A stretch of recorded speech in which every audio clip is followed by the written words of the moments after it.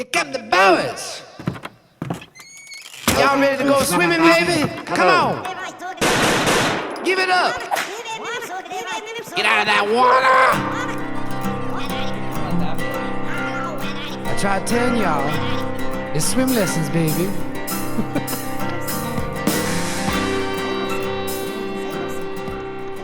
Who loves a game of baseball? Who loves the Savannah Bananas? And who loves the Texas Tailgators? Well, today on this episode of Swim Lessons, the podcast, we get to talk to a person that's got insights to all of that and more. He's the broadcast entertainment. He's also does play-by-play color commentary, does some pregame stuff, postgame stuff, in-game stuff. He's a little bit of everything stuff for the Texas Tailgators. That is my guy, Brett Loftis. I like Brett Loftis because I met him way back when I was still coaching basketball, and he was working for Beck Sports doing sports broadcasting. And then since then, he has transformed his life into this media star, superstar in the making, if you will, if he's not already there. So I highly suggest checking out Brett Loftis on any social media platform. They'll also be doing the game this Friday. The Texas Tailgators are going to be on ESPN, and you will hear Brett Loftis's voice proudly going through the airwaves. So it was really cool, and it was interesting to see how he got from North Dakota to Savannah, Georgia, and working for the Savannah Bananas and also the Texas Tailgators. So very interesting cat. I really enjoyed his time, and I also enjoy the following people who made today possible. That is Glosso Angus. They're a proud sponsor of Swim Lessons and your premier source for registered Black Angus cattle since 1973. Glosso Angus cattle showcase dominance, durability, and docility, and they're built to thrive on the northern plains. Check them out today. That's Glosso, Glasoe, Angus.com. And how about PSP Network? It's in the game. Right now, we're in the heart of volleyball, soccer, football, all kinds of sports right now, and I'm so excited to be a part of this team. And you should too, because you can watch all the games for free. That's right, for free. Just make sure you subscribe to PSP's YouTube page. Also, give them a like, share the feeds with friends and family. You can find their scheduled events at psp.network. That's their website. This Friday, I will be covering Minot North, who's the number one team in the state of North Dakota in AA. They're going to St. Mary's, which is located in Bismarck. So a lot of good action. We've got 5 football games usually every Friday. About 4 to 5 volleyball games Tuesdays and Thursdays. So a little bit mixed bag, if you will, for PSP Network. And last but not least, in the heart of the Bakken, if you're hungry, the stomach's aching, I got where you need to go. It's called River's Edge Bar and Grill. They are known for offering the best happy hour in town, providing unbeatable deals in a lively atmosphere.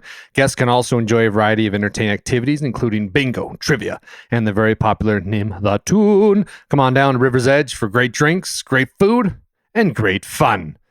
Appreciate all the sponsors that made today possible. Let's get on with this interview because I feel like a lot of people could learn something from this. A dreamer's dreamer, Mr. Brett Loftis.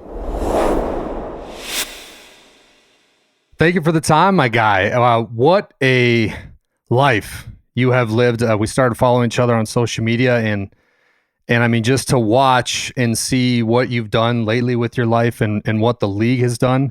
I gotta have you take me to the beginning, though, and how you got to be with the Texas Tailgators and how your life has kind of come into this unique position that you currently find yourself in. Yeah, it was a crazy deal. So you and I obviously connected when you were still coaching high school ball up in North Dakota. I was working for Beck TV.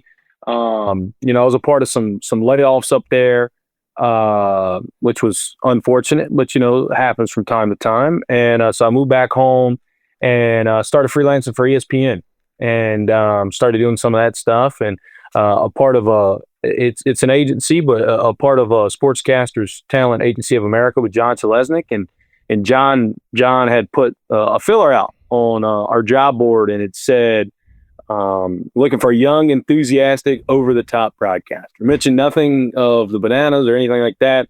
Guy actually worked with it at Beck, and who's now the voice of You Mary, Dan Doherty, got on there and said, this sounds exactly like Brett Loftis.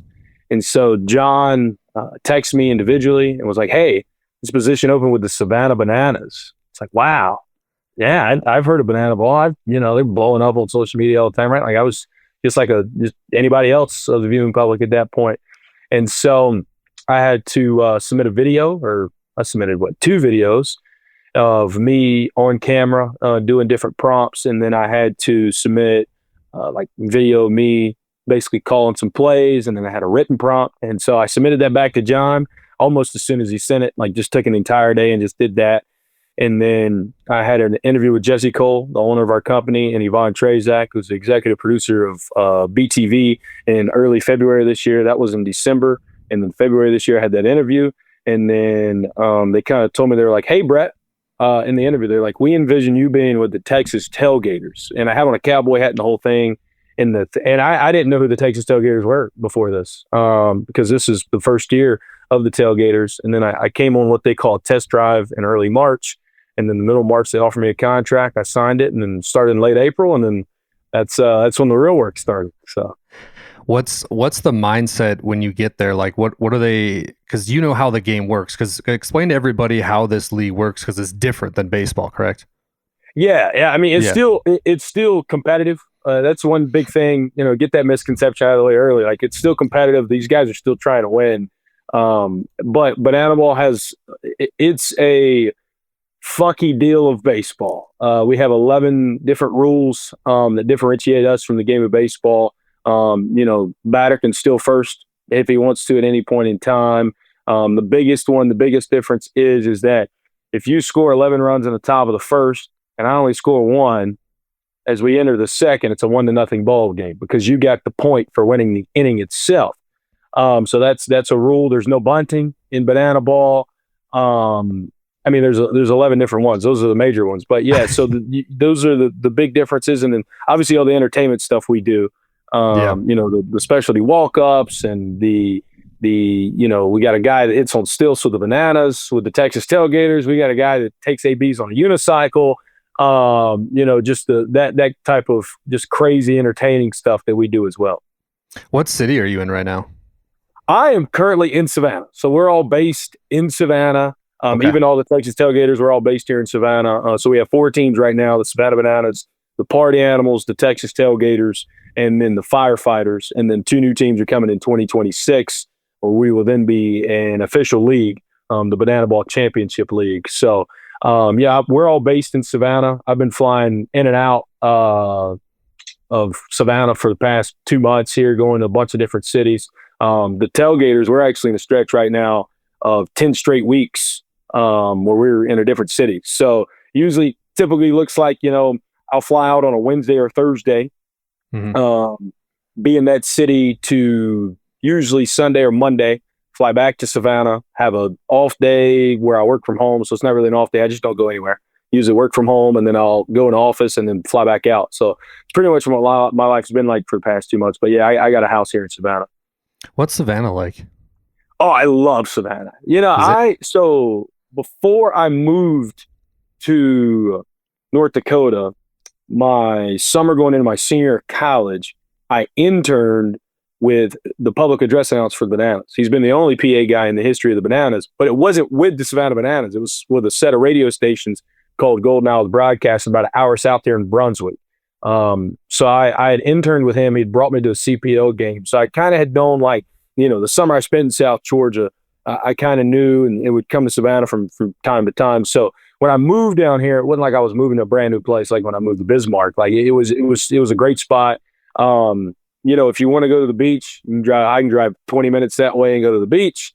If I want to go into the city and get a nice meal and get that, southern feel of just being it's not a small, but it's a jam-packed city of Savannah. I can drive 10 minutes that way and get that. So I absolutely love living here, at least the time that I do get to spend here. So, dude, some of these stadiums that you guys have been in and selling out have been like, it's like the Rolling Stones are in town, dude. It's insane.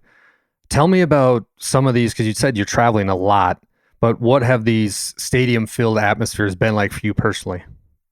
Yeah, it's been crazy. So the Tailgators, we're only playing in 4 major league stadiums this year. We'll finish out with Houston at Daikin Park this weekend, but we've played in some, raucous atmospheres, man. I mean, obviously Cincinnati, it was the first we played in. So when you're playing in a big league ballpark, for a lot of us, first time you've ever been a part of that. And I was doing sideline stuff for the first 3 big league stadiums. So I remember walking up out of the dugout probably about 30 minutes before first pitch, like 10 minutes before my first hit. And I'm like, I got kind of like, what? Because you're on the field and it's 37,000 people. And so that one is like, wow. And then I remember going to Philly and we were on ESPN that night. So the Cincy game was just a YouTube game. The Philly game we're playing at the bank was a ESPN game. And I was doing our intros where I introed us onto the field, riding on pickup trucks. And I got the mic and I intro us. And I remember walking down the tunnel, probably like, because first pitch is always at 7 for night games. I remember walking down the tunnel at about 6:30. And we had also filmed a pre-produced piece earlier that afternoon that was literally the first thing that aired on the show. So I'm getting all these texts, like my phone's blowing up because we're on ESPN. I'm like, we're like one of the first things on air. And then now I'm sitting there and I'm like, now I got to talk to 45,000 people in this stadium. And I mean, most people are there for the Bananas, but like, we're here, we get to come out. Yeah. And so I've never felt that type of adrenaline rush ever. That was a special moment. And then PNC was sick. It's one of the most beautiful ballparks ever. And the people feel right on top of you there. Like Philly and Cincy have more of that like stadium atmosphere where you look up and people look like they're a million miles in the sky versus PNC, like everybody's right on top of you. And then that was a game Mr. Beast was there. He comes out on the field and does does a giveaway. And, it's just like, I got to meet Roberto Clemente Jr., which Roberto Clemente is one of my heroes. Yeah. And that was a special weekend too. And then this weekend, I mean, looking forward to it. Being in Houston at Daikin Park, I'll be in the broadcast booth for that one. And so that'll be a lot of fun. First Major League Stadium that, and first national televised game I've gotten to do play-by-play on. I've been on TV doing sideline stuff for a lot of these other ones. And then, get to be in the booth this weekend. That'll be a ton of fun. So these stadiums, man, like you have an idea what it's going to be like. And then you walk out on the field and there's 30, 40,000 plus people up around you. And you're just like, this is what I dreamed about my whole life. And I dreamed about it holding a microphone, not playing with a ball like a lot of these guys did. Like I dreamed about doing exactly what I'm doing. And so you just get you just think about when you're 4 and you used to watch that stuff and you're like, I want to do that. And now I'm getting to do it. I'm not an emotional guy, but in Philly that night, we were on ESPN. I cried during the anthem because that meant something to me. So, and I think I'll probably shed a few tears this weekend in Houston too. So you were riding out in trucks in Philly. Yeah. Dude, tell me more. I got to hear about this. Yeah. So our intro, at least before our headliner tour this month, our intro, when we intro the guys out on the field, our entertainment staff does such a great job. Whatever city we were going to, you get 2 pickup trucks and our guys are exactly what it sounds like. They're on them. And, I got to do the intro for the first few months of the year. And, we had some fun ones. Salem, Virginia, I was sitting on the pickup truck doing the intro. Philly, I'm leading the pickup trucks out on foot, making sure I don't get ran over. You just ride them on the warning track, and then the guys running the infield, and we do our intro dance to Copperhead Road. And I mean, it's wild seeing a pickup truck filled with 27 guys, including our coaching staff, just 2 of them just on the warning track of a Major League Stadium, bringing the guys in. And these Bananas games, like they're still the main show, but like still see it, that's just a great add-on for the fans there. But for us, being the voice of Tailgators and the guy who gets to represent that brand, or be the voice of the brand, I should say, like that's special to see in a big league ballpark. Were Philly fans pretty crazy? Because you always hear these stories. It's loud. It's so loud. A lot of the guys told me 2 loudest coming into this year. A lot of the guys told me the 2 loudest ballparks they played in 2024 were Philly and Houston. And, out of all the major league ballparks, 18 of them that the Bananas are playing at this year. And then they played in 4 football stadiums as well. So these 22 different major environments that they've gotten to play in. All the guys told me, they're like, yeah, we're looking excited. We're most excited to go back to Philly and Houston. And then we get put on the schedule to play the Bananas at those 2 stops. So Philly was loud. We even had a rain delay on that Sunday, and like we were in a rain delay probably 20 minutes, and when we came back out, like it was still just as loud. Those Philly fans are nuts, man. But Houston, they say is also pretty loud. So I'm excited to be in there in that dome this weekend.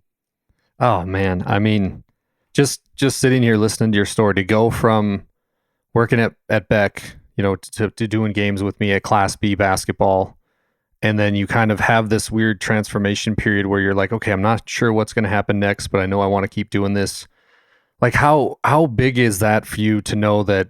Because I love asking this question, because people have to believe in something. And sometimes people have a dream and their dream is nice, and then they hit kind of a rut or like the end of something, like back when it was over for you.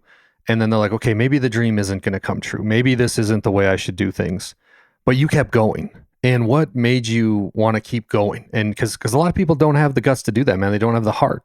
But you did. So kudos to you. But what made you keep going, man? Yeah, it's something I never really talked about publicly. Really, only like my really close friends. So I guess we'll talk about it. Yeah, Let's do it, dude. I struggled a lot when I moved home from North Dakota mentally. It was it's a tough deal, right? How we got laid off was, a tough deal. We got told in front of the entire company, the 6 guys that got laid off. So that was kind of a rough deal within itself. And then, you had your last month and a half, basically to figure out like, okay, am I going to get another job or am I going to have to move back home? So I moved back home. And I was in the midst of this weight loss process too, during that time. So I lost like 50 pounds before I left North Dakota. I was going to say, you look great, bro. You look fantastic, man. Thank you. You look great. Yeah. And then once I got home, to date, I've lost probably about 130, 140 pounds since February of 2024. So basically when I got home from Beck, I'd already lost like 50 pounds. And then I just started working out every day and just kind of figuring out like what was next. And like, in my childhood home, we got like a sunroom and like lifting and cardio and all that stuff. So I was just working out hard like every day. Like I'd go out there and work out for like 2 hours and just pray. And I knew I always still wanted to do this, right? Like I knew that, I came from a mom and a dad that, my dad was a really good ball player growing up, but got a high school diploma, got out, immediately started working, made a good life for us as a state trooper. And then my mom was a beautician. She'd been a beautician since she graduated high school. So, neither one of my parents went to college, and they both wanted that for me. And I went and did that. And I'd known I wanted to do this since I was 4, and they always encouraged me to do that. And those are my 2 biggest supporters. So I was like, in the back of my mind, I'm like, I got laid off at Beck. Like I'm in this rut, like mentally, I'm like, I still have this passion. This is my dream. This is what I know that I'm put here to do. And so, you apply for all these jobs and then you start doing the freelancing deal. So I was freelancing with a bunch of just group of 5 schools in the Southeast. And inevitably that would, you can make a great life out of that. But it's one of those deals where it's like, I would call 7 games in a week. I'd call a game a day, that's on ESPN Plus, but then I'd have a week where I might call 1 or 2, right? And so, I started another job at a sports talk radio station that, quite frankly, didn't really enjoy. Didn't really enjoy the people I was around, and kind of like took my love out of sports a little bit, which is crazy because sports has been my whole life. Yeah. Like I didn't grow up watching cartoons. Like it was sports. And so like I, just prayed about it, and I was like, man, like I've always had these dreams to be the greatest broadcaster of all time. Because growing up where I grew up at in rural South Carolina, you don't make it out, right? Maybe you go to college for 4 years, maybe you get right out, you work a 9 to 5, you're working in a plant, you got 3 children by the time you're 25, which ain't nothing wrong with that lifestyle, but that's the typical. You graduate high school, I go to in-state school, I get a 9 to 5, or I graduate high school, I don't go to college, and I go be a blue collar man that supports his family for the rest of his life. Nothing wrong with that. I wanted more out of my life than that though. And I have all these thoughts during this time of like, man, like I know I know that I don't want to be back here. And like, I'm fine with what I'm doing. I'm doing games with E on the microphone, but like that, I want more out of that. And then, like I said, it's just funny how things happen. Like I was not pursuing to be in Banana Ball. I didn't really know what it was about when I applied for it. I had no idea that the brand that I've been representing for the past 4 months of my life that has turned into my life even existed within the last year. So I think, I see this all the time about people saying they speak stuff into existence, or like you never give up, or like all this stuff. And you hear all these cliches all the time, right? I just always have had this undying hunger and this fire within inside of me that I knew I was going to be a great broadcaster. And I don't say that from a prideful standpoint. I don't say that from an arrogant standpoint. I say that that's what I wanted out of my life. And inevitably, when you have something like that, the only two people that can make that happen are God himself and you. I mean, he blesses you with the abilities to do things. He blesses you with the opportunity to do things. And you have to be able to capitalize and go do those things. And I think for me at 24, I have a lot of perspective on a daily basis to think about, like, if I ever get caught up in work or I ever get caught up in this, that, and the third, just sit back and be like, hey, man, at 24, you've been on national television, which you never thought you'd do. At 24, you're getting to broadcast in these big league stadiums, which you never thought you'd do until you had 3 at least starting with your age. And so I just have to sit back and think and be grateful and so blessed for this opportunity. And it even goes beyond that. Like the people that I was around when I was at Beck were great people. And then the people that I worked with, so I still work with a few great people, but kind of after that, in that little short period between Beck and then here with the Bananas, kind of took my, I don't say love, but kind of the enjoyment of broadcasting, the enjoyment of sports, and then getting back here, that is fully back at a whole nother level because the people are so great down here. Like Jesse Coleman, when he started with our culture, it wouldn't be this way without that. We wouldn't be able to reach the people that we reach without the culture, without everybody being an amazing human being. I remember coming down here on my test drive. I called my dad on the drive home from Savannah. I said, if they offer me a job, it's a no-brainer. He's like, well, why? He goes, I mean, what they're doing is great. And obviously, he goes, I want you to do it. He goes, but like, what goes beyond that than just the job itself? I said, Dad, you know what I've been dealing with. I said, the people that I've been working with. I said, I come down here and am treated like a human being. I'm come down here and treated like I'm supposed to be here. Not that like they're sitting here blowing me up. I said, just blowing smoke to blow smoke. I said, but they treat me like they want me here. I said, and that's a feeling that, inevitably you got to realize is special in life because some places you go, they need you, but they don't treat you like they want you. And so here they need you. They treat you like they want you because they do want you. And they want all of us to be here and have this great success, which we have. So I guess that's the long form story of, the mental battles and all the other stuff that kind of led to being in the best position that I could have never dreamed of being in this position at 24. So. Man, thanks for sharing that. Because was your confidence shaken? I know you said you lost the love a little bit. Was your confidence down low? Yeah, it was. I've always been a confident guy. Ever since high school. Like, we all go through like the middle school ages of like, oh, I look like this, whatever. I sound like this, whatever. When I got to high school, man, it was always like, all right, I'm never going to be arrogant. I'm going to treat everybody like they're somebody. But I also knew who I am in myself. And so I was always confident in who I was, always. When I was at college, being what I was at Piedmont, being the voice of school all 3 years, like I was confident in who I was, which allowed me to then authentically be who I was on air. Same thing at Beck, right? I was authentically who I was on air. And so when you're around people who constantly dog you or say certain things, or, I had a boss tell me that I would never work on national TV because of the way that I sounded and that I just needed to get prepared to be around calling local high school and college stuff for the rest of my life. I had another guy tell me one time that I never called national TV stuff because I was too over the top and like all these things. And like inevitably, you got to use that stuff to piss you off so you can be great on air. But in the moment, you don't feed into it. But like when you start to hear people say that stuff, like it can jar you a little bit. Versus now, like that stuff that I think about, and I'm like, first off, should have never. Dion has the quote of, you don't listen to anybody's criticism that you wouldn't take advice from.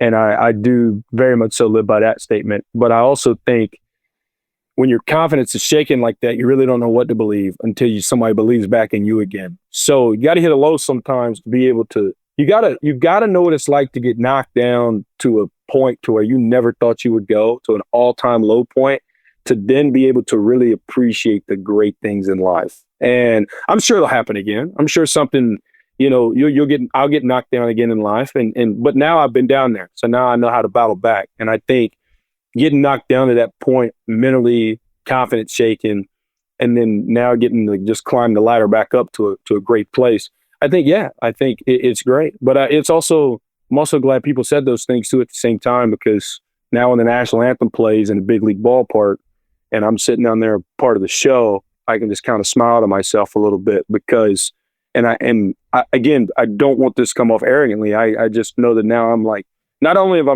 trying to prove a lot of people right and make a lot of people proud, now I'm proving somebody wrong too, inevitably.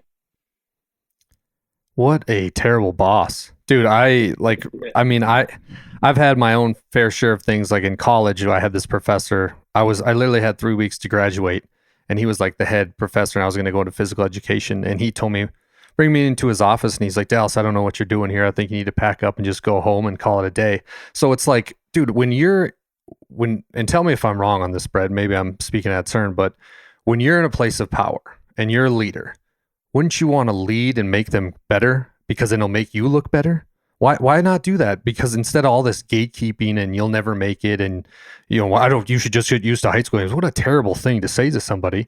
But now, dude, like to see you on ESPN and like you said, 40,000 people, and I guarantee, whoever said that to you, it doesn't matter. But that guy's probably not doing this. So like, did you ever reach out back out to him, or did he say like, hey, I was wrong, or anything like that? Well, it was funny. He had told me that in like February, and then I ended up obviously quitting there when I got this job in March.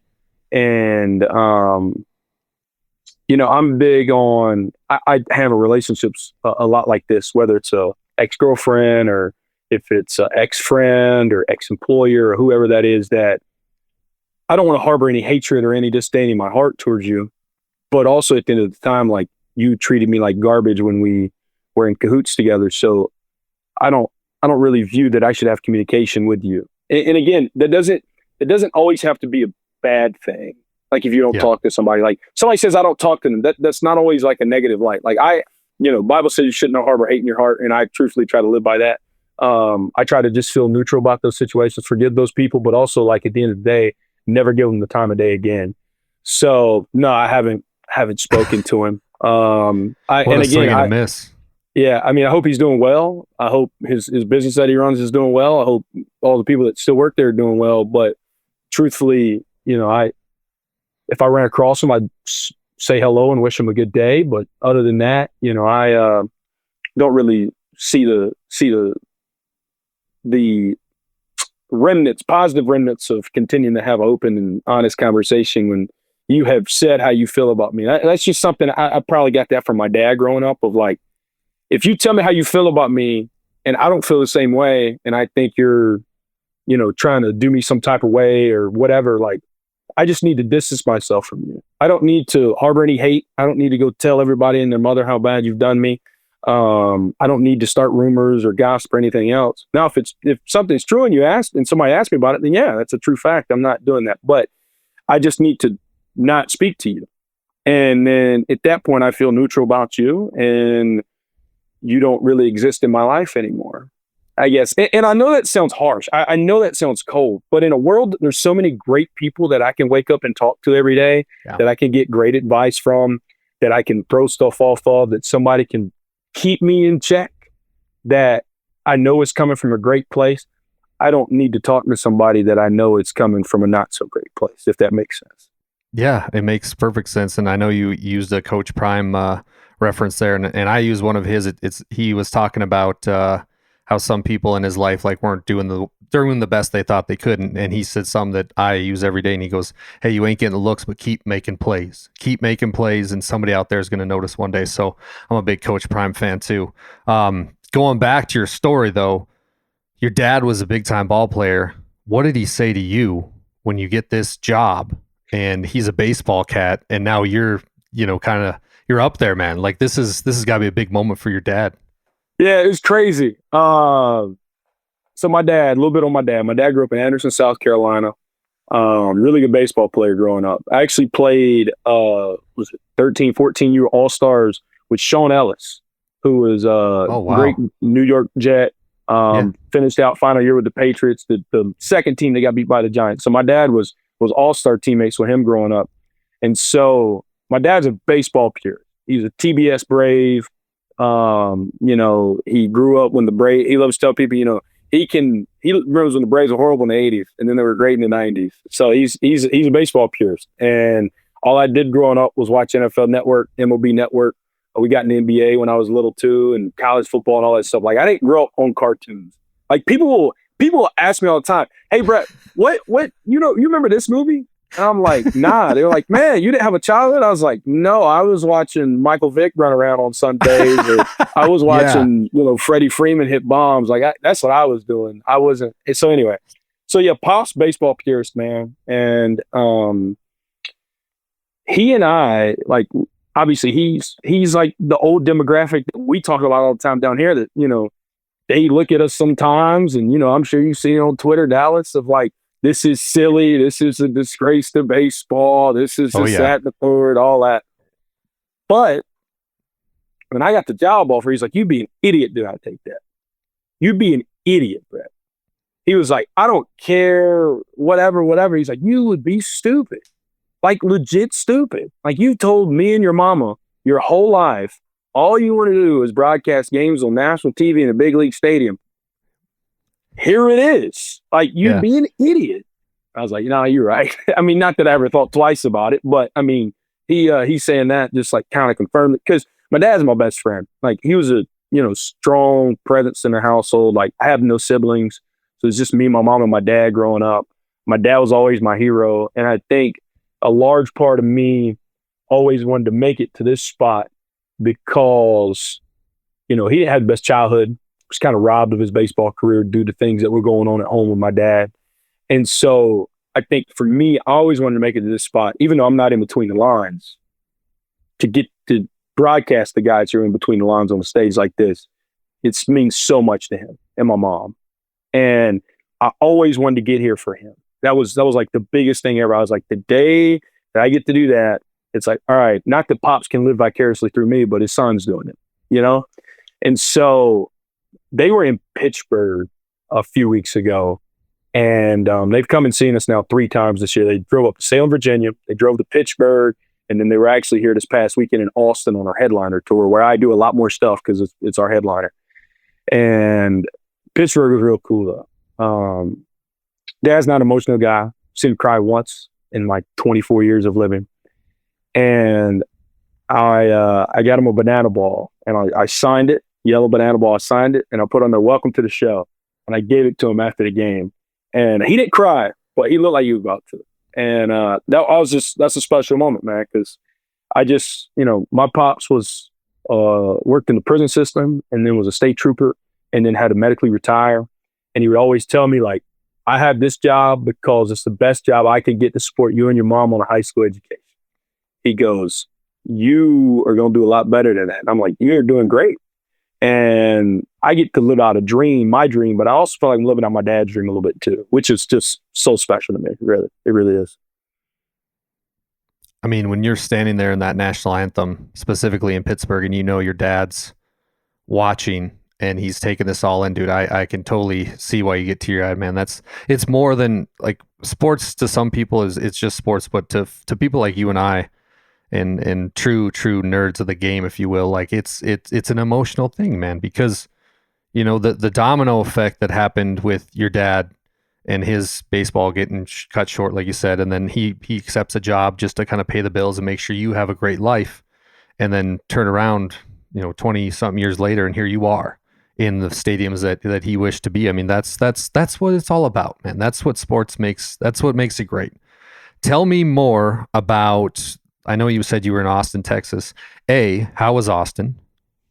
It's great. I could live there. Isn't it a fun city? Yeah, I loved it.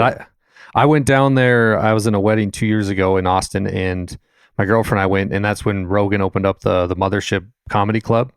So we went down to 6th Street. Crazy place. 6th Street is nuts. Have you been down there? No, we were staying in Round Rock, where we were staying at, and because it was such a short weekend. So like, we flew in on Thursday. We got there Thursday afternoon. I went and had dinner with mom and dad, and then we played Friday, Saturday, and then we literally flew out at 6 a.m. on Sunday. So I had no time really to go explore. Dude, you're not missing much. Sixth Street's like a scary, like there's a lot of things going on. But anyways, like it just it's a vibrant city, and I'm glad you got that too. But tell me about kind of your day to day and what you've been up to, specifically when you said, yeah, I've had to do different things, Dallas, when we were in Austin. Yeah, so we were in Austin. So like run you through a game weekend. So we have what we call headliners. So the Bananas are always have been the home team, and then like the party animals, the firefighters, and then us this year in our inaugural season, we get what we call a headliner game, which means you're the home team. So then when you go to this game, it's by you. It's a home game.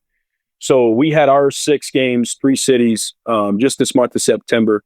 And so when I would show up on a game day, I usually get there about 9 a.m., which is not prototypical for a play-by-play guy if he's calling a game at 7 o'clock that night. So I get there at 9 a.m. Yeah, and drink a cup of coffee. Usually we have our lineups at about 10 a.m. So I write that down, make sure I got all my notes down on those guys, that what I want to have down for that night. And then we have rehearsals. So while our game is not scripted, our entertainment, clearly, I mean, you couldn't do that without rehearsing everything that we do from an entertainment perspective. So then we have our entertainment rehearsal. So go down there. All right, what guy's going to have a walk-up tonight? Pitcher going to have anything? What's going to be a run celebration? So then, like, you go on air, know what to talk about. And then, yeah. So, like, if a guy, nuts. Yeah. So if a guy is doing a walk-up, his second AB, I need to know what the song is. I need to know, I want to know how much I want to talk over it, how much I don't want to talk on it. Because when we put it on social media, our marketing social media team, they're putting music under it, whereas my voice won't be on it anyway. So it's not like they're pulling it from the broadcast. But also from a broadcast perspective, the one thing that the broadcast does is drive people to want to come to the live event. So we want to present it as well as we can on the broadcast. So sometimes if I make a funny little joke or if I say something during the walk-up, it adds to it, but you don't want to step on it too much where it can ruin it for the fan at home. So you want to watch it and see what it looks like and then know, like, is there supposed to be a crowd pop in there somewhere where I need to be quiet or whatever. So we do the entertainment stuff. And then BP is always big for me. Like, I love numbers. I'm a stats guy. Like, tell your stats, especially like if a guy's got like a crazy on base streak or he's hitting something crazy over the last week, last month, whatever. But the thing that makes broadcasting for me is being able for you to have never met this guy in your entire life and you feel like you can come in the living room and have dinner with you. So BP is always big for me. Spending time in the clubhouse throughout the day is always big for me, because this is a lot different than any other games I've called because I'm best friends with these guys. So it's good to just get to see your buddies. But then it's like, all right, last weekend you did this, which simple stuff that broadcasts talk about all the time. And so then to find like a really 2 or 3 good stories that I can somehow pack in on this broadcast because the pace of the game's moving so much faster than regular baseball. So you want it to be a shorter and concise story, but you also got to have that Vin Scully feel every once in a while to know that this guy's at the plate. He hadn't seen more than 3 pitches the whole night. So maybe I should just not talk right here. So then once I've gotten through all that, it's probably about to 1:30. So I got 30 minutes to go sit in the press box, maybe 15 if it's 1:45, because on our headliner, we started tailgating at 2 o'clock. So I would put on my pearl snap, my cowboy hat, go outside, tailgate from about 2 to 3 o'clock with fans. We got fans coming out there, just tailgating with them, meeting fans, whatever. And that's always great, always rewarding to get to meet those fans. And then I'll head back inside and then make sure I finished all my notes, make sure there's no last second work for about the next hour and a half. And then at 4:30, head back outside to our plaza party where myself and then our in-game host, who's on the field with the microphone, he and I would host what we call the tailgater games. And so pit contestants out of the crowd, play these different games for about 25 minutes where we host it. I got to pick my dad for one of them in Austin, and he won, which was great. And so, because my line for the first contestant is I'm looking for somebody who looks like my dad. And so I say it and I go, well, my dad's actually here today. So we got him up there. It was great. So then go back inside.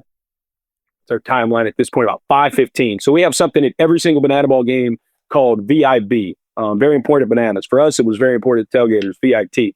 So those people get to go on the field and actually meet the players from both teams, get autographs, whatever, before the game. So you get in the gates early, and then you get to go on the field and meet the players. So you catch a few of those people coming back in, talk to those people, and then we open up the gates at 5:30, and then about 5:45, there's a video that I made of our entire season, or our entire history throughout our entire season, and then last weekend highlights, usually about 6 minutes. So that's a video that I probably just re-edited that morning, sent it to our video board people. And then usually with a video that has a VO with somebody talking over the top of it, you would just read a script, the audio would be playing under it, and you just hear it in the stadium. No, our lovely entertainment staff wanted me to do a live VO in front of the fans, each of our 6 headliner games. And the first time they asked me that, I was like, guys, I don't know how I'm so happy that you guys think I'm so good at my job. I don't know how I'm going to be able to remember a 6-minute video. And I did it the first time. I was like, well, I made the video, so I should be able to remember it. I should be like, this is, and so I'd go up on the dugout, introduce myself to the fans, and then we point at the video board, and then it would go to how we unveiled the Texas Tailgators last October. And then it was just all the other moments. I wasn't at that moment. Obviously, I didn't know the Tailgators existed last October, but every other moment that's in the video, I've been a part of. So it's pretty easy to remember their chronological order throughout the year, highlights from last night. Then I would walk back down on the field as I finished this up, talking about the pitching matchup from the night. And then that's where things get a little banana ball, right? They bring up this table. There's hot sauce sitting on it. Maybe wondering, that hot sauce has to be consumed by somebody. You're right, it does. You're looking at it. So I bring 3 pitchers out there, and I'll ask them their hottest take about something to do with the tailgate. Like in Austin, I asked your hottest take about tailgating music night 1. Night 2 is your hottest take about tailgating at at a Texas football game in Austin. So they would give me their answer, and I would quickly take a shot of hot sauce afterwards, which was rather spicy. Did not enjoy that in the least bit of ways. And so then at that point, you head back up top, and you get to going on with your night. So pop back up top, walk through the crowd, sign some autographs on the way back up, and then get back up the top, go on air at 6:30, and then roll on to about 9 o'clock. 9 o'clock comes, game over, wrap up the broadcast, and then usually go back down, go out to the plaza, interact with fans out there as our band will play at the plaza post game. That's going to run you about 10 o'clock, where then I'll come back in the stadium, come back up top, review our broadcast notes, send some notes, what went well, what didn't. I cut every trick play in this platform that we use. So I cut up every trick play that we had throughout the night. And then you need to go eat dinner, right? You got to eat at some point. So we go eat dinner and then get back to the hotel about midnight. So that's putting you about, a 15-hour day. And then so that's what a game weekend looks like. And then throughout the week, help out our video and social media teams as much as I can. Obviously, we have to post a lot of our own content, our own platforms, and then try to help out the Texas Tailgater YouTube channel, and then our social media stuff as well. So a lot that goes into it. It's a lot of hours, but when you love it, it doesn't really matter. So because so many people have seen obviously the Savannah Bananas because they've made it huge, and it's one of those funny things where you want, like, so many people in life love to build something up. And then once it's there, they like kind of start to hate. And you mentioned it a little bit where some people are like, it's not real baseball. But it's its own unique thing. But while it is its own unique thing, people are starting to love it. And you see a lot of young kids at these games, man. And it's developing a love of the game. And this is nothing against Major League Baseball or a knock against it, but it's exciting. And there's something always happening. Oh, there's dancing, there's hitting, there's no bunting, there's just home runs. I mean, when you hear, and I know this is maybe a tough question for you to answer, but when you hear some of the hate and you hear some of the people saying it's not baseball, well, it is baseball. It's just a new age. But what is your instant reaction when you kind of hear some of those words? Well, I think when you see something on social media, you can think that your perception is then the reality of it. And something I tell those people all the time, that, I've had a few people that will reach out to me, and they know I work with the organization, so they take a little bit of a, let me pour a little sugar on this before I present it to Brett, right? And so what I always tell people is like, hey, man, I would be, I get it how you could think that by seeing a 15-second clip on social media, but I would strongly encourage you to either watch a broadcast. Doesn't even have to be a show that I'm a part of. I would strongly encourage you to watch a broadcast, or if you had the opportunity to get tickets, then I would encourage you to go to the game. Because what you see from social media on a clip, and this is more of a macro level conversation about our society as a whole, right? Yes. Is a 15 to 20 second clip on social media is not fully mirroring the situation. And a lot of these people, like, one thing that, and I get it when I hear it, but it also kind of like infuriates me at the same time, is when people compare us to the Globetrotters, because the Globetrotters made basketball great. They were awesome. I mean, Wilt Chamberlain took a contract with them before he went to the NBA, but they won every game. They never lost. And then as you've seen the ascension, you've now seen the descension of the Harlem Globetrotters, because it's the same show. They always win.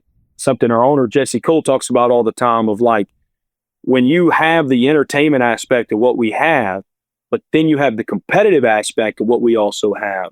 That's how you not only have built fans from the entertainment, but especially next year when we have 6 teams, we have a league. Now it's going to be no different than when I sit down and I'm watching the Braves play the Nationals. I know who I'm pulling for.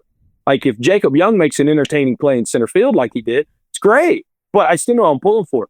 Next year, when people sit down and watch a Banana Ball game, it is, hey, like, I'm pulling for the Texas Tailgators. But if they're playing the Bananas tonight and DR Meadows does a backflip catch, that's awesome. But I still want the Tailgaters to win. If Danny Hosley comes up to the dish for the Bananas, he has this great walk-up where he kills this dance. Man, that's awesome. That's got me tuned in, locked in. But I want the Tailgaters to win this game.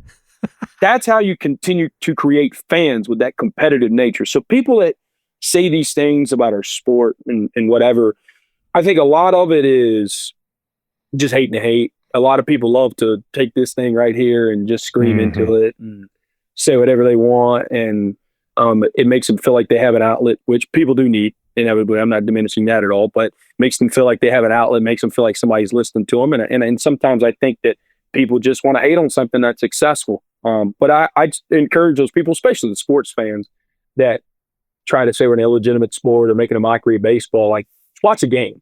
You watch a game, see what these guys are doing. I mean, Ryan Cox, a shortstop for the Bananas. I don't think that there is a single shortstop in Major League Baseball who could do the volume and the difficulty of trick plays that he could do. You say, well, he's a Banana Ball player. He should be.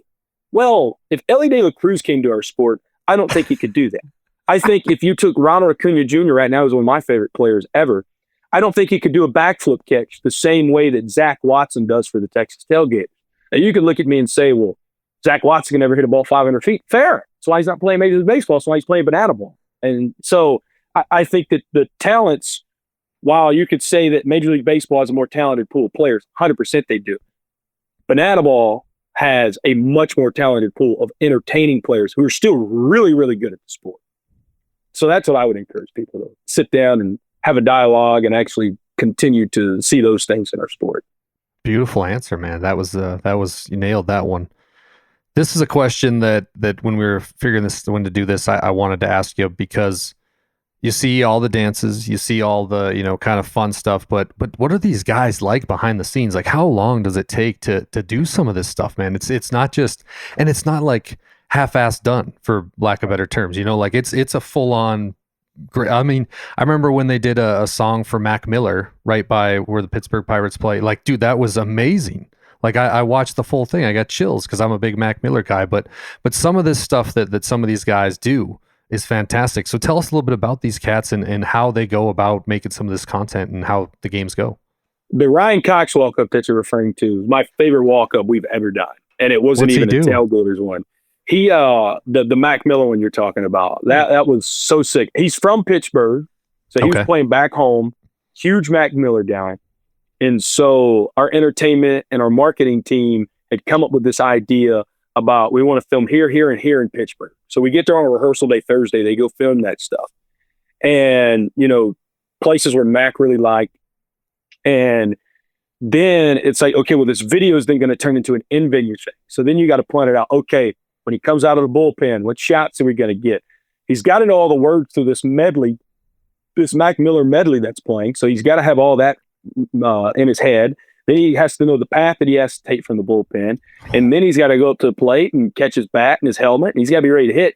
I was probably about 15 feet away from Coxey when he did that. And he was huffing and puffing. Because, I mean, the dude just ran in from the bullpen while singing a song. And now he's got to take an AB, which he got robbed of a base hit on that AB. I forget what ended up happening, but he got robbed of a base hit. And so a guy like him who's just so entertaining, a great defender, and then he can do that, right? Mm-hmm. I mean, it's special. These walk-ups, so we have what we call table reads every Monday or Tuesday. So that's where us as a staff will come in, and it's no different Saturday Night Live. We all pitch different ideas. I've been pitching them today, actually. And then we'll come in on Tuesday, tomorrow afternoon, we'll come in on Tuesday afternoon, we'll have table reads. So they'll say, okay, this is what the Bananas are doing Friday, this is what Tailgaters are doing Friday. Banana Saturday, Tailgater Saturday. So then from there, entertainment staff reaches out to the players and says, all right, this is what you're doing. Maybe sends them a reference video. Hopefully they have learned that by the time we make it a rehearsal day on Thursday. Well, then we run through it for the first time. And then Friday we'll rehearse it again before the game.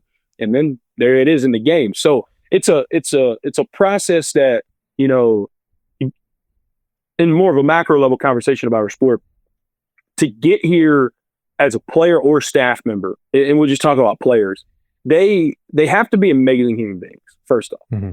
You cannot come in here and not be a good human being. Those guys will get sifted out quickly. Because as much time as we spend around our fans, as much as we give to our fans, and then as much as you still have to give to your fellow teammates, the staff members, all these people, you have to be a great human being and you have to be willing to give.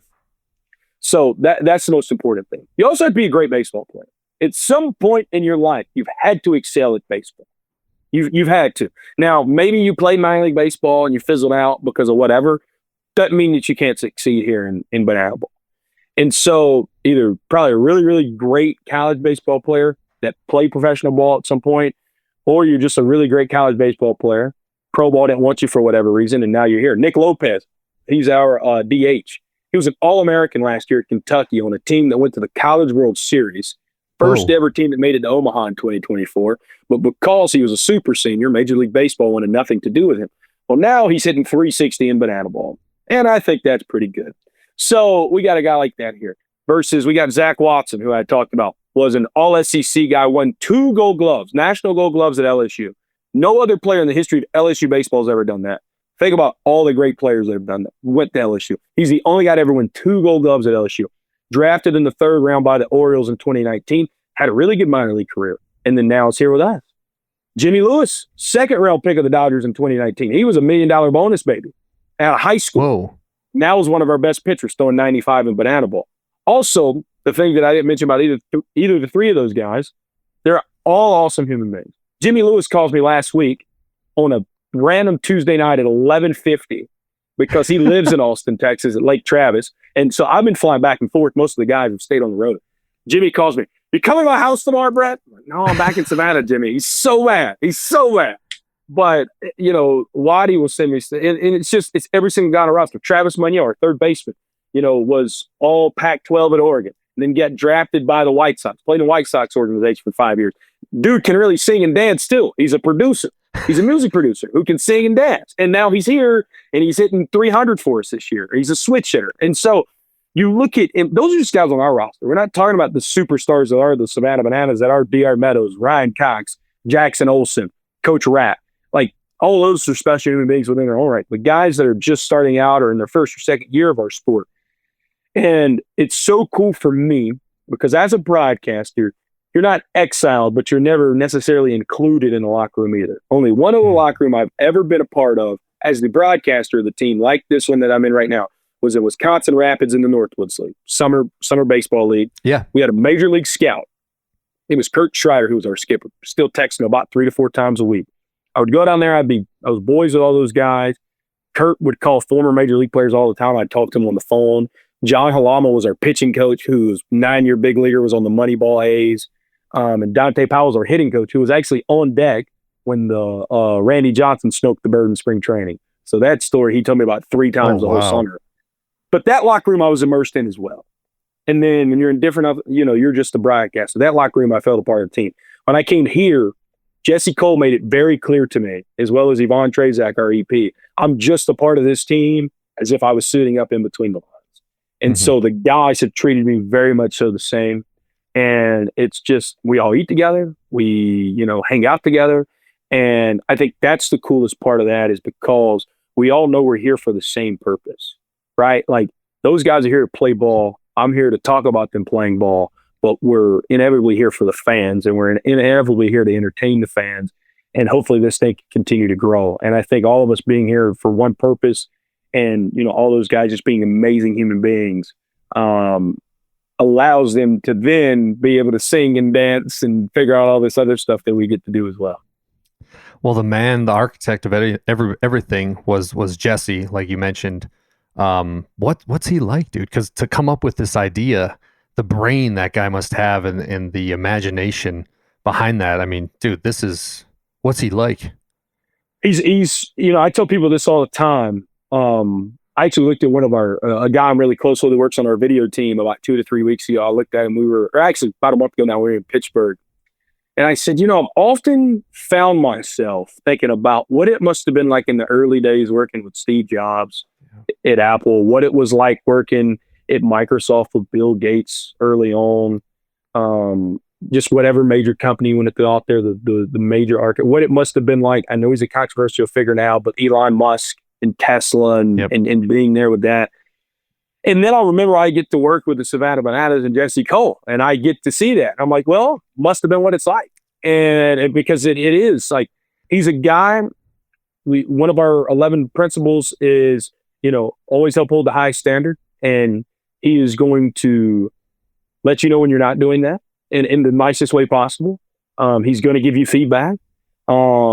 But also at the same time, when you do something really, really well and you do succeed and you go above and beyond that standard, he's also going to let you know that. I think Jesse, he has an unreal mind. He's brilliant. Like, his mind's always moving. And he always wants to improve things and make things better. And it's just, like I said, getting to work for a guy like that who just cares so much. He cares so much about what we're doing. I mean, this is his life. His wife is a co-owner. His kids are always at our games. Like, this is his life. Like, what we're doing, he is fully invested in this. That's why those clips all over the internet saying he'd never sail, because he cares so much about this. We've been, I don't know who does the valuing of that stuff or whatever, but we've been valued at, 10-figure plus number. And for him to then say, hey, I would never sell, like, that makes you want to work even harder for that guy. Because he's not in this for money. He's in this because he loves this so much. It's just, that's the comparison I would give it to. Like, if you were working at Apple in the late 70s, early 80s, I guess it'd kind of be like working for the Savannah Bananas in the early 2020s. So just getting to be around him, especially, it's just so cool to get to be around Jesse, and especially when you get some time with him and, he gets to impart some wisdom on you, because you know how brilliant of a man that he is. Damn. Well, dude, I listen, man, from one dreamer to another, man. I'm so excited for you. I'm so proud of you, man, to see what you've done with your life and telling some of these stories on how the greatness that you've accomplished. I'm sure there's more to come. But tell us, dude, what's the future like for you, Brett? I loved it. A lot of people have been asking me this question. Like, a lot of my buddies, they're like, hey man, what do you want to do next? Or, like, a couple of my buddies, they don't really know what I'm doing. So they'll be like, hey man, bigger things on the way. And, a lot of them that I'm close with that do know, I'm like, I'm cool with being here for a while, because, to kind of peel the curtain back, when I was at North Dakota, I was present where my feet were, because you always got to be that way. You won't be your very best at where you're at. But I always knew that my time was limited in North Dakota, right? I always knew that at some point I wanted to move on from there. Not that I didn't enjoy my time there, but I always knew, like, something was going to come after that. When I was in college, same way. When I was at Wisconsin, the same way. When I was doing the stuff with ESPN Plus, same way. But now that I'm here, I'm just happy to be here. And I'll be here for as long as they have me. I mean, it's special people And then I get to go to a ballpark every weekend of these places that if I were traveling for work, I'd want to go see them as a tourist. And it's like, well, you are traveling for work, and now you get to go play at them. Now you get to go broadcast at them, right, for us. I remember going to Seattle when we were going on a cruise when I was a junior in high school, between my junior and senior years of high school. And I remember we got there the day before, and we got straight off the plane. I told my mom, I was like, I want to go see, was Safeco then, now T-Mobile Park. Now I was like, that's all I want to do. I want to go see King Griffey Jr. statue and go see T-Mobile Park. Like, that's what I want to go do. And now I have that perspective a lot of times. Like when I get off the plane in Houston Wednesday night, I'm going to be looking for a good meal. I'm not going to be looking to go look around because I'm going to get to go to Dyken Park Thursday and work there. And then Friday, I'm going to get to go broadcast there. And so I say all that to say, I'm not really worried about whatever the next step after Banana Ball is, because I know at that point, whenever that next step has to be dictated, that's going to be dictated by something that either I'm not in control of right now or will fully be out of my control. Like I was having a conversation earlier today. Somebody asked me this literally like about 4 hours ago. And I said, well, the only thing that would deter me away, or not deter me away, was not even really the right terminology, but the only thing would make me start kind of looking elsewhere would be if I got a wife and a kid. Because as much as we travel, 9-10 months out of the year, I would want to be there for my wife and my child. But that's not something in the calling cards for me anytime soon. Yeah. I think I'm good on that front. So yeah, I want to be here for a very, very long time. Jesse says all the time, we're just in the first inning. And I truthfully believe that. And I think this thing is going to continue to get bigger and bigger and bigger. And I want to be here a part of it. I'm, getting to be, in the big level Banana Ball, but with us, with the Texas Tailgaters, I mean, this was the first ever season of it. I didn't miss a single game. I was a part of the broadcast when a fan called a foul ball, which is one of our rules. It's an out. I was a part of the first ever game.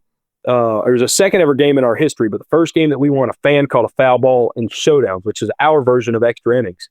And I'm like, that's Banana Ball at its core, and we just won our first ever game. I was in the booth when Jordan Hussein from Houston, Texas, makes a behind the back trick play catch, which, why are you doing that when you're in showdowns? Only a crazy person would do it. And he's the only defender on the field because it's showdowns, but he does it because it's Banana Ball. And that's a special moment. Has never happened in the history of our sport, a trick play in showdown, than he does it. I'm in the booth when the Texas Tailgators win their first ever game in the state of Texas in Frisco a few weeks back.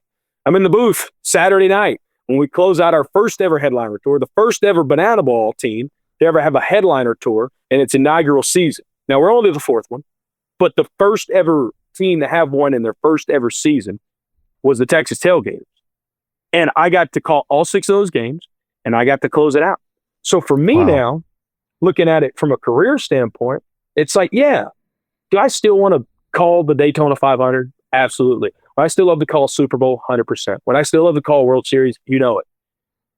But as we're closing the gap to all those things, with us being on national TV, with us being in those venues, and then now the emotional connection that I've made as the first and obviously only current play-by-play broadcaster for the Texas Tailgaters, it's like, why wouldn't I want to be here for as long as I can? I still have to remind myself I'm 24.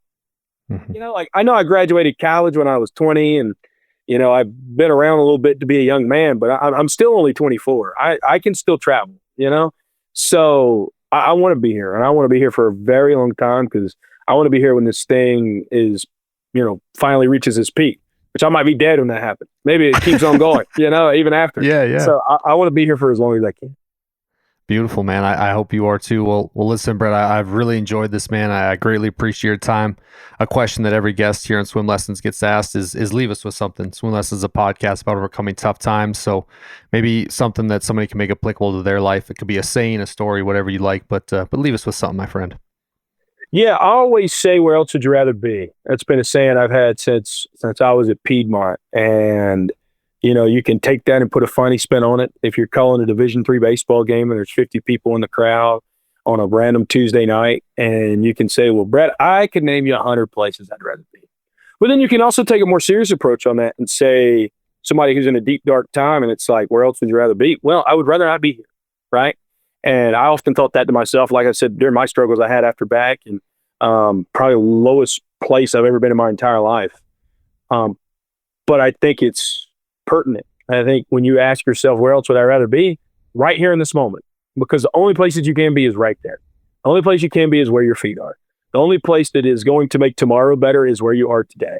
The only place that makes you forget about yesterday and how bad it was is being right here today.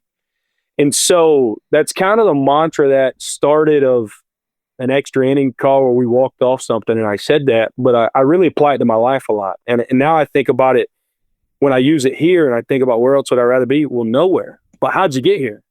You got here from being in a really low spot. When you asked yourself that, you would rather be literally anywhere else. And then that's just how, I see the inspirational, I always read inspirational stuff. I try to at least once a day, because, my life is as good as it's ever been. Doesn't mean you're not going to have a bad day, right? Yeah.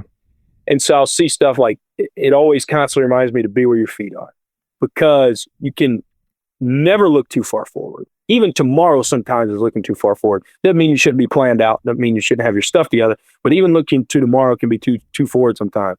But you also don't want to get caught up in what you did yesterday either. While you can be appreciative of your accomplishments and happy and gratifying, it can also start to inflate your ego a little bit. You can start to think you're better than you are. Or it can continue to drag you down if it's something bad.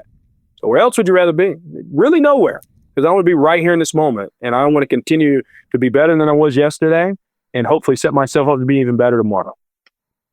Give us a plug, man. Where can people follow the story? You can follow me on all social media platforms. Brett M. Loftis, BRETT, middle initial is M, and Loftis, LOFTIS. Dude, I'm not kidding you, man. I'm going to be tuning in. This is going to come out on Wednesday, so just in time. So make sure you follow along. Brett, this has been a true honor, man. I cannot wait to see what the future holds for you, my friend, and I'm sure it's going to be great, dude. Well, Dallas, I want to leave you with one last thing on a personal note. Okay. You have you made a very big impact on Jake Herman and I. So we've been following this podcast for a very long time. It's funny, Jake now lives in Austin, and we had breakfast together this past Saturday. He's working on the Longhorns radio network, doing some stuff with them. And I had breakfast with him last Saturday, and then he and his girlfriend are actually coming this Saturday night to Houston. And so I texted him earlier today, and I had another big phone call today, potentially going to get some representation. I was telling Jake about that. And I told him I had the podcast scheduled with you at some point this week. He said, that's bigger than the other news. So Jake, shout out Jake, dude. I love that guy. Man. And, I like him. You were one of our favorite coaches. We called when we were in North Dakota. So I just want to let you know, when you DM'd me today, that was like one of my favorite DMs I've gotten all year. That was great. So I'm very appreciative to be on here, my friend. Well, dude, the honor was all mine, man. And stay in touch. Let me know if you ever need anything, my guy. Yes, sir. Thank you. All right, that's where Brett Loftis.